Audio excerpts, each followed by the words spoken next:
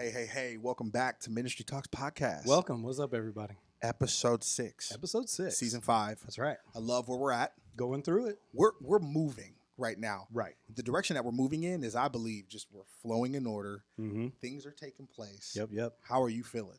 I'm feeling pretty good. Yeah, this summer's been pretty wild. Yes. But, I'm glad I've been able to rest and get some stuff done, kind of get focused. We're about to get into our football season. Come on, man. I mean, you're fresh. Right? You're fresh off Maui too, right? Yeah, and it was amazing. There's so much to actually talk about. It's too much for this podcast. So, but yeah, had a great time in Maui with the wife. 25-year wedding anniversary. Let's go. Shout out to the honey. Love you, Jed. So yeah, it was a great time, and we got to go with our best friends. Okay, that was cool. Okay, now you mentioned the Hawks. Yes, are we going to the playoffs this year? I would like to think so. And here's the thing that I feel is the most underrated portion of why or how we're gonna do it. Okay, Gino's gonna bring it. He brought it last year because he had to prove that he was the man. Yes. This year, he's going to get to work. Can I be honest? Go for it. I did not see us going to the playoffs at all, one bit. It didn't cross my mind. Right. I'm like, we might win 4 games.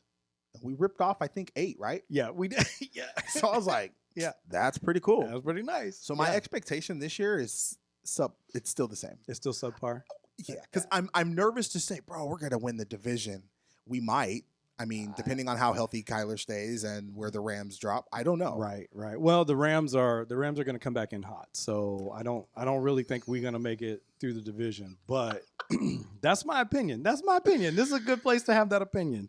Anyway, if you have not liked or subscribed, make sure you go to YouTube. You can go to Spotify. You can stay connected and updated on all of the newest videos. Make sure you guys hit that button at the bottom that says subscribe, because we've got something just dropping every Monday.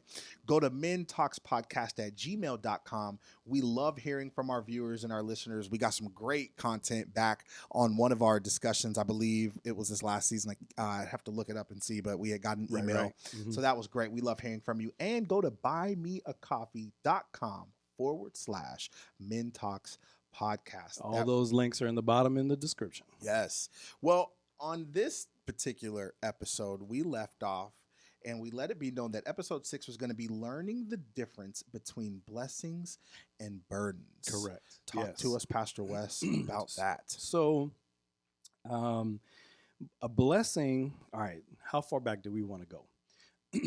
Let's go way back. Blessings come from the Lord, but so do consequences. Ooh, okay. Talk about that, please. So, if we and the Bible in the Old Testament, right? We see the God of the Old Testament, and He is, do it this way, or I'm going to smite you. Yes. Right. New Testament is, do it this way, or you're not going to see the same blessings. Right. Do it this way because it's the principle of the matter, because it's the relationship in all of it. Do it this way, and here are the principles of the kingdom of God. And that is exactly what we're going to talk about today, is learning the difference between a blessing and a burden. Yeah. Because it is a principle of the kingdom. And I love that you're calling it a principle. Yes. You're not saying this is a suggestion. Correct. You are saying this is a principle. Correct. It's a principle. Yes. How do we know that, Pastor West? I'm glad you asked. Okay. Because in Matthew chapter 25, beginning in verse 14, Jesus says this, again, the kingdom of heaven can be illustrated like this. So anytime Jesus says the kingdom of heaven or the kingdom of God is, right, it is a principle that he's laying down for us to live by. Right? Yeah. And in Matthew 25, it's the parable of the 3 servants, right? We're not going to read the entire thing, but let me set it up for you. There's 3 servants. And these 3 servants were each given something, highlight this in your Bible, according to their ability. And that's where this concept of learning the difference between a blessing and a burden comes from. Because, and I'm just going to jump right into it. No, go for it. One has 5, one has 2, one has 1. Yeah. Okay? If you are a one talent person, it is going to be a burden for you to be given 2. If you're a 2 talent person, it's going to be a burden for you to have 5. But if you're a 5 talent person and you're given 5, you're going to thrive. Right. You know how to handle your stuff, right? Here's what happens in Christendom. We want to see God like, I've been serving you, Lord, and I've been doing this, and here's all my prayers, and here's all my expectations, and a lot of what tends to happen is we ask for more than what God has prepared us for. Whew. Keep going, man. As you're, I'm just gonna write some Go, stuff down. go ahead, You go got ahead. it. Oh, man. Sometimes we ask for more than what God has prepared us for. And so we have to find out which servant we are, because on the other side of that, right? So the one with the 5 talents, he did his thing and he invested and he brought back 5 more talents. And the master said, what? I am well pleased with you, right? My good and faithful servant. Now, there are 3 parts to that actual pickup, or that actual phrase that not everybody picks up. Yeah. Good And faithful faithful servant. People stop on they're like, oh yeah, I want to be a servant. I want to be a good and faithful servant. But you have to understand that God calls you good, Yep.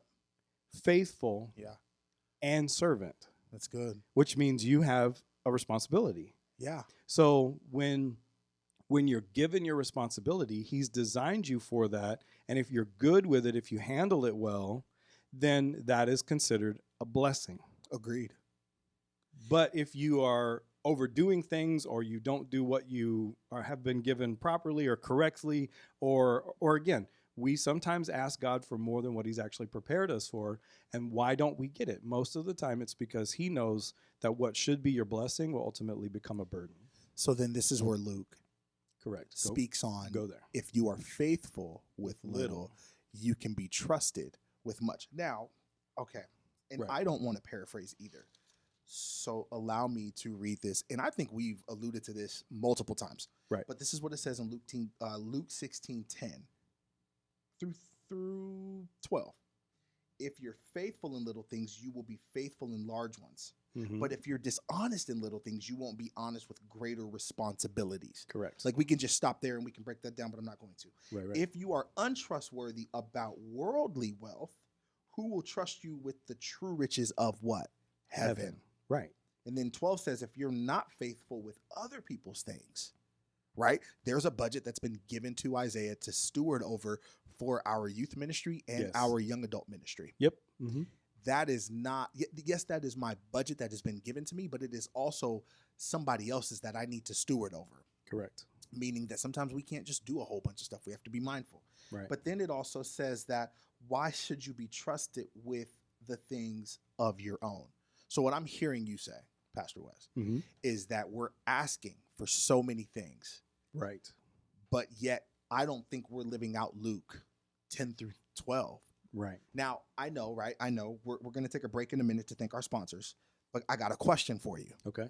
And maybe what I'll do is I'll ask the question and then we'll take the break. Okay. Sounds good. Is it our character that's not being trusted?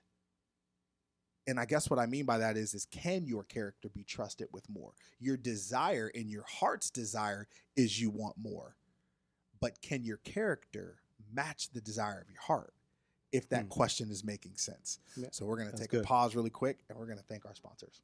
Hey, we just want to take a moment and thank the sponsor of today's show. You guys know that we drink coffee on this show all the time. And so it would be just perfect for our very first sponsor to be a coffee company. That's right. Beansforgiving.com. Beansforgiving.com. It's an extraordinary coffee with an extraordinary cause. Their signature blend is right here on the table, Sweet Jesus. We've been drinking that pretty much this whole season. He has 3 or 4 other blends that are fantastic. Beansforgiving.com. Extraordinary coffee with an extraordinary cause. You can find it online, beansforgiving.com. If you buy one, you give it, you enjoy. And here's the thing. 100% of the proceeds of the purchase of this coffee go to a nonprofit organization of your choice. That's right, a nonprofit organization of your choice. So not only do they not really make a lot of money on this, they support nonprofit organizations out there. They are also supporting this podcast by just giving us some coffee. So we want to make sure that we say thank you to Mr. Tony. Thank you for Beans for Giving, the company, beansforgiving.com. And so go check them out. And again, we receive nothing from your purchases, but I do have to tell you, it's good coffee with or without a little cream or sugar. It's great coffee by itself. So Again, thank you to beansforgiving.com. All right, welcome back. Thank you, sweet Jesus, for coffee. That's right. That's right. Okay, here's the question. Can our character be trusted with more? Can our character be trusted with more? I'm going to answer that from the parable. Okay. So in the parable, the servant who received 5 silver bags began to invest the money. The servant with 2 silver bags also went to work and earned 2 more. But the servant who received the 1 bag of silver dug a hole in the ground, and he hid his master's money. Now, here's what I want you to see.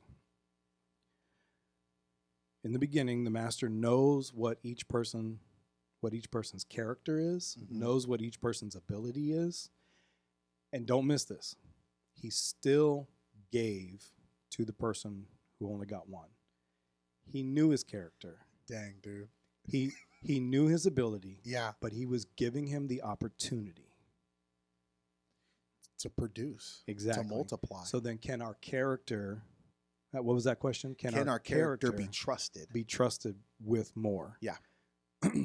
You can see that the character in this parable, 2 of them had good character. But the third was also trusted with something, but because of his character, because he came back and was like, I knew you were a hard man. I knew you were a hard master. Like I've operated in fear. I wanted to make sure that I just had, I'm going to give you back what you gave me. Right. And the well done, my good and faithful servant, for the 2 that had the high character, that had the good character, turned into, you wicked and useless servant. I'm going to take from you what I gave you and give it to the person with 5. Now that homie's got 11. Okay. That homie just made 11, and all he had was 5 to begin with. Okay. I'm sorry. What? You never saw it that way, huh? No. But the Bible just came alive right there. And so the last part of that whole thing was, I gave you the opportunity. I knew your character. I still gave you the opportunity. The question is, what are you going to do with that opportunity? Do you want your character to grow? You're on it. You're on it right now. So then, was the servant with 1? He was pretty much performing. I don't even want to use performing. He was stewarding out of insecurity. Yes. And I just wonder how many times, right? That's going to have to be a short. Okay. Stewarding out of insecurity. Well, let's we can talk on that all day. I think we can. I think that will be a short. We'll have to do that. Here's the thought behind where this is coming from. We want bigger churches. Right. And when I say bigger churches, meaning we would love to see butts and seats. Can I say that? Yeah, absolutely. I don't think there's anything wrong with wanting to see people come to church, sitting in church. I mean, we could be all Christian about it. We would like souls in the kingdom, right? At the same time, but I'm just going to be really transparent. I'm going to be extremely transparent. Right. We would love to see people come, show up. Now, there's a part that we need to do, right? Absolutely. Study, prepare, all of these things. But does that mean that we're I believe that we're stewarding it well, but I also believe that there are some insecure moments that I've had to work through. I'm just going to speak for Isaiah. I've had some insecure moments. Well, how does that translate, not just for church, but how does that translate into regular life? Right. Maybe I'm insecure, and I'm just using it. My marriage is great. I love my wife. She's amazing. But I'm just using that as an example of people maybe want to compare, how come my marriage doesn't look like this? Right. How come this family gets to go on this vacation? Right. And we're going to get to that on an episode. Right. But how come my house doesn't look like this? How come my life doesn't look like that? And that is when, and I'm just going to say how I feel it, that is when other people's blessings then become your burden. Oh, come on. Because when we step into that jealousy, or we step into that, that covetousness of, we go back to the answer that we've already said in multiple different episodes. Yeah. Did you pay the price? Did you do what it took for them? Did you do the same thing that it took to get there? Right. Yeah. No, that's good. Mean, Pastor Jennifer and I got to go to Maui because we've been together for 25 years. We've done without for 25 years. We've saved up money, right? And that's going to be a whole different episode, a whole different day. But what I'm saying is, did you pay the same price? And not to mention, they are seeing you while the blessings are flowing. Right. A lot of judgment, jealousy, not realizing the burden that you had to go through. Right. Everybody's going on date nights. Mm-hmm. Well, me and my honey are going to do a date night in this house. Mm-hmm. Bella's going to spend the night with her friend. Right. Zoe's going to spend the night Going with to Nene and grandma's. Papa's. Yep. And me and Heather. And you know what? 9 times out of 10, Absolutely. we're probably either going to watch TV or it's going to watch us because we're that exhausted. I mean, I'm just putting it out there where you're not seeing what we're doing. So the servant with 5, oh man, he's the rock star. Right. He's the guy who's got the small group that's. But look at what it says. It says, What verse? the What one verse? who, verse 16, the one who received 5 bags of silver began to invest. So he went to work. He began. But he started. He did, like, he knew what there was to do. And then the next verse says the servant with 2 bags of silver also went to work. He also, also put it in, right? He also went to work. What does it say that the third guy did? The third guy buried the money. He dug a hole in the ground. Immediately. Dug a hole in the ground. Now, I've been shoveling dirt most of this summer because we've been trying to get our backyard to look all pretty and oasis-like, right? Yes. Yeah. And so I understand the amount of effort it takes to dig a hole and to refill that hole. And I'm going to say it very plainly. It ain't near the amount of work that it takes to invest properly to see a good return. Right. It's not near the amount of work when I think that the Bible says here the servant went to, he went to work. Right. He got up. I mean, you know what? What's the he first put the thing? work in. I'm sorry. Quick little marriage and relationship advice. Yeah, go for it. What's the first thing that Adam received? A job. He had a job. And he had to name the animals. Yep. And he was naming the animals. I almost said aminals. He was naming the animals. And he was probably like, oh, that's a monkey. Oh, that's a bird. Mm-hmm. Those are fish. Those are deer. Oh, those are dogs. Wow, that's a pterodactyl, but I want to start it with a P. Right? Anyway. Can you imagine? Can you imagine him naming the animals and then still being like, wow, they're paired up together. Right. That must be nice. Right. Wow, that's cool. Uh-huh. The deers get to run off together. So then after the responsibility, after the work got put in. After the faithfulness. After the faithfulness. Ooh, say that again for the people in the back. After the faithfulness. And here's the part about faithfulness that not many people recognize. Yeah. I think I've said it before, maybe on one of our episodes or maybe just in our conversations. Right. It takes more than one time to be considered faithful. Oh my gosh, can you say that again, please? It takes more than one time to be considered faithful. God asks you to do something one time, you do it. That doesn't mean you're faithful. That means you're obedient. When he asks you to do the same thing a second time, that means you're becoming faithful. Right. Right. And the Greek word in the New Testament for faithful is actually, it translates to the one who is trustworthy. Come on, man. The one who can be trusted. Come on, man. Right. You're I know I'm trying not to go to meddling. No. Like switch from preaching to meddling. Okay. So does God want us to be blessed? Yes. Absolutely. I want you to hear us when we say that. God wants us to be blessed. Absolutely. But I think I feel comfortable. This is zeology here. All right. I believe what burdens God is when we don't steward the gift. Right.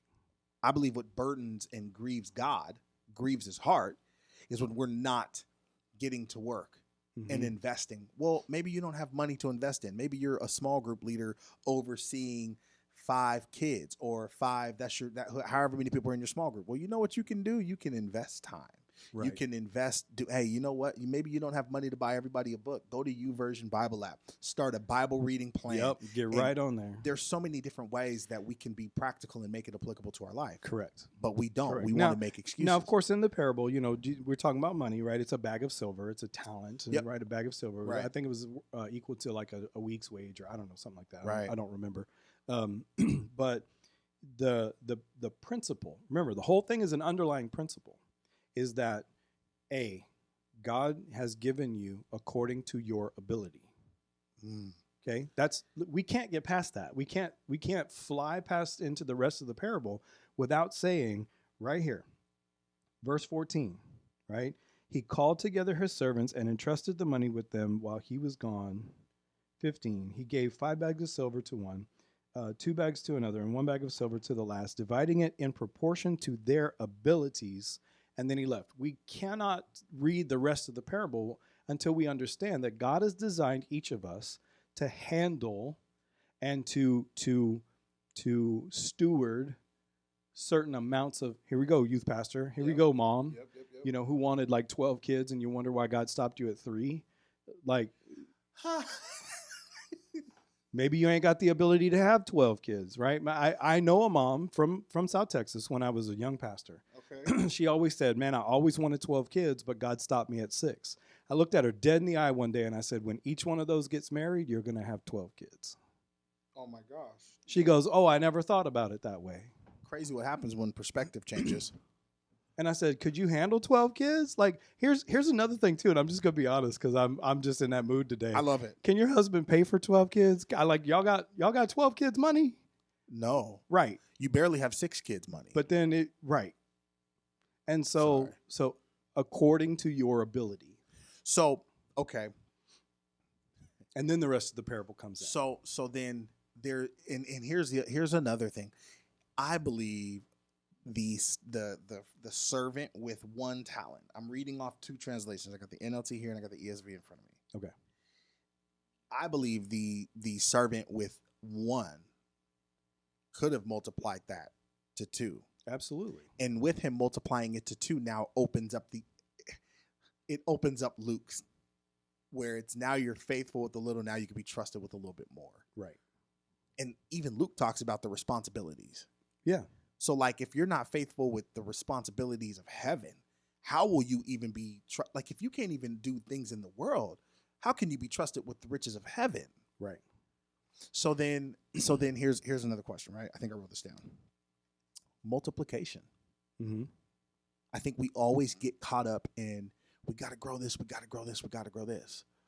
Well, I think growth happens in a couple different ways. Yes, numerically, but also spiritually.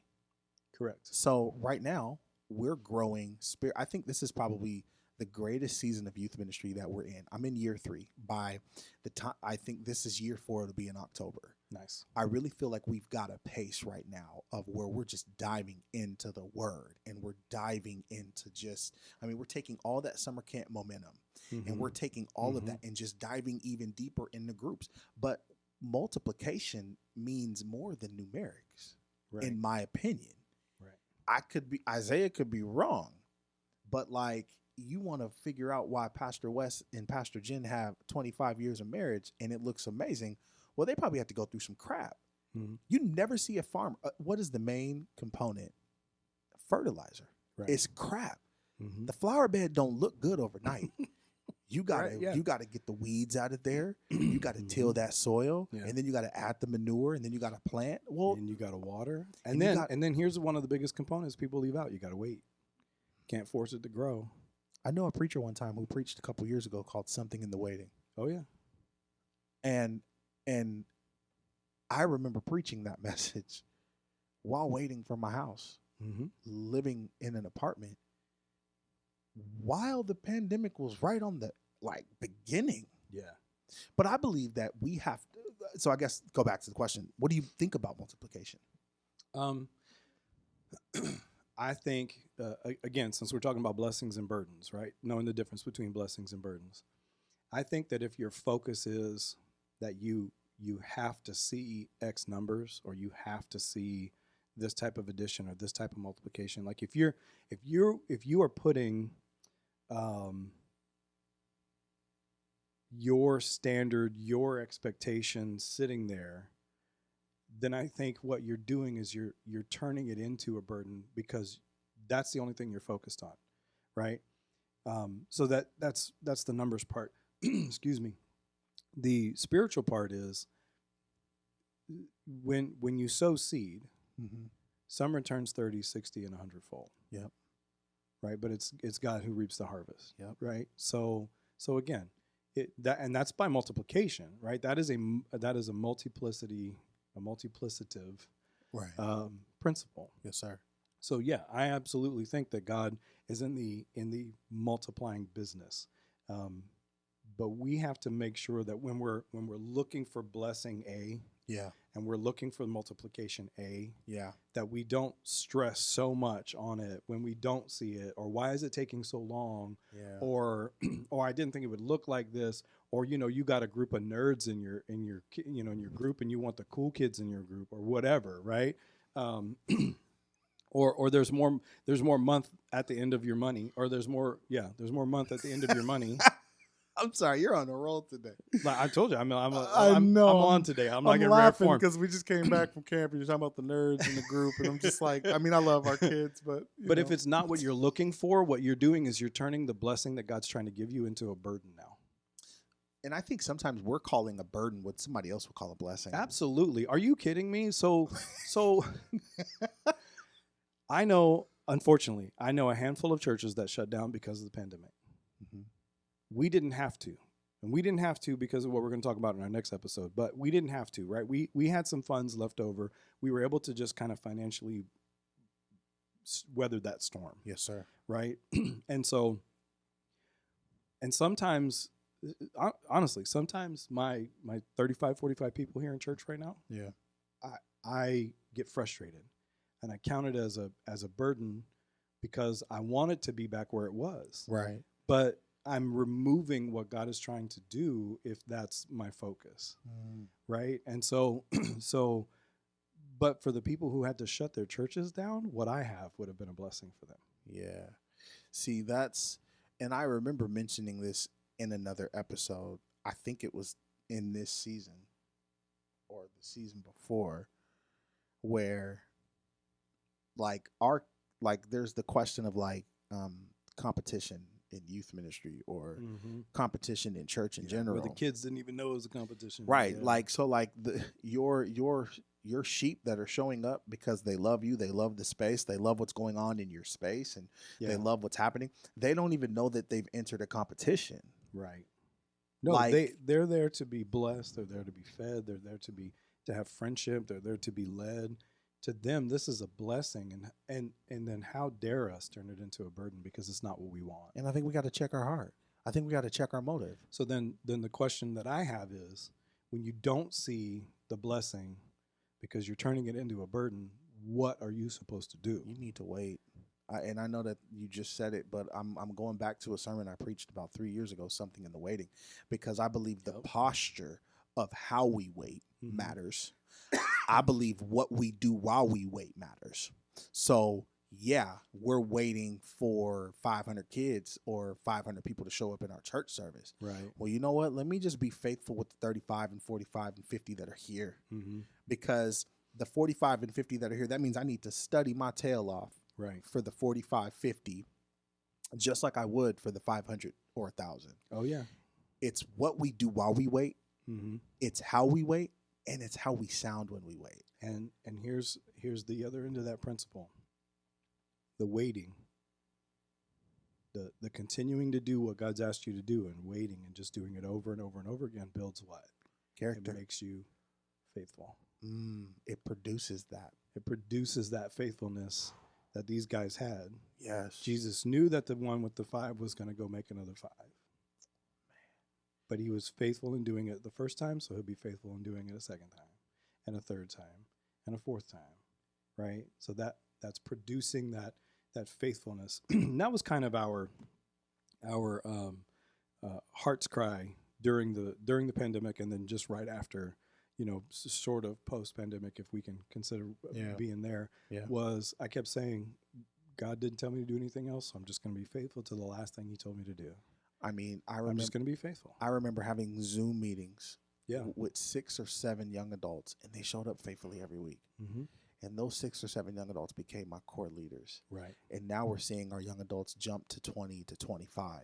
Yep. Well, you know what? I don't regret. And I mean, it was frustrating at times. I would get done, I'd hang up that Zoom, and I'd be like, Lord, you know, with every ounce in me, I'd preach faith, faith, faith. I'm just being honest for a second. I know we got to close. I'm going to wrap up here. But every time I'd get done, I would just close it. And I'd be like, man, I am exhausted. I'm tired. I can't wait. Like, what this is. And Heather said, you just got to keep waiting. You just got to keep showing up. Just got to keep showing up. And, dude, I'd be on them Zoom calls spitting at the screen, communicating like I was in front of them. Well, now I don't take it for granted. Towel on the screen. Yeah. I don't take it for granted now. Right. when we meet every Sunday at 2 p.m. Right. I appreciate the breaks that we get. I appreciate the quick little inserts of that. But man, you know what? I was on a computer for a year and a half looking at these faces. Hey, it's going to get better. It's going to get better. And now we've gotten to better, I believe. So, you know, I think for us here at Men Talks Podcast, God wants us to be blessed. But there's a burden that we have to share when you are a ambassador and a minister of Christ. Absolutely. Now, what's our short that we're going to work on? You said you I'll have to remember it. We'll have to remember it. I'll look back through the video and I'll make sure it gets done. Hey, listen, we're so glad that you're joining us here on episode 6 of season 5 Ministry Talks Podcast. That's right. If you're on YouTube, make sure you stay subscribed, hit that like button. We're going to have all of the content in the links down below for Men Talks Podcast at gmail.com. You can go to buymeacoffee.com/Men Talks Podcast. There's 3 different categories for you to subscribe to. Each of those come with different content that we are going to be releasing in this season. We love you so much. Really quick, episode 7, and this is going to be the conclusion of this season. Must be nice. Must be nice. Money matters. That's right. We're going to talk about money matters. We're going to talk about how when God gives you something, you're supposed to be a steward of it. So we alluded to that a little bit in this episode. And we don't know everything. We're going to walk with you through anything. See you in the next episode.